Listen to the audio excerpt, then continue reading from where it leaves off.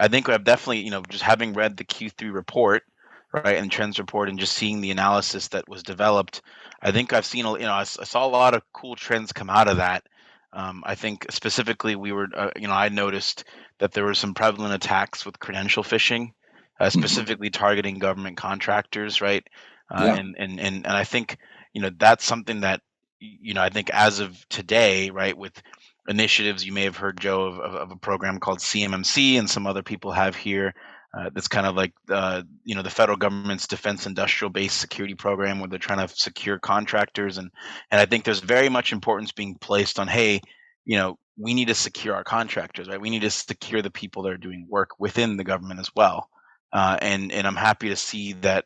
I think there's definitely some importance that needs to be placed there. I'm happy to see that that security is developing for contractors, and I think this is very important for anyone that does work with the government to realize that, hey, you are being attacked, you are being targeted, especially with this trends report that I observed. So Joe, let's get into that a little bit. I want to talk more about that Yeah. report. And so talk to me a little bit about some of the trends that you observed, right, with the Q3 phishing intelligence study that you guys did.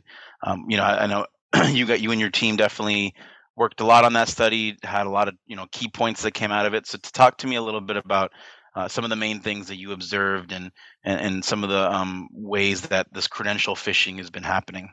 Yeah. And like you said, the phishing problem has been around for a long time, practically as Mhm. long as there's been Yeah. email. And so it's, a lot of things, there's a lot of things you can reach back decades and, and it's the same. But the important thing that we see, quarter to quarter, really every quarter, is that the phishing threat landscape's always changing. There's always something that's in flux Mhm. and the adaptation is really, the adaptations by the threat actors are really one of the key things that we need to track when they're learning that something's not working and they switch to something else.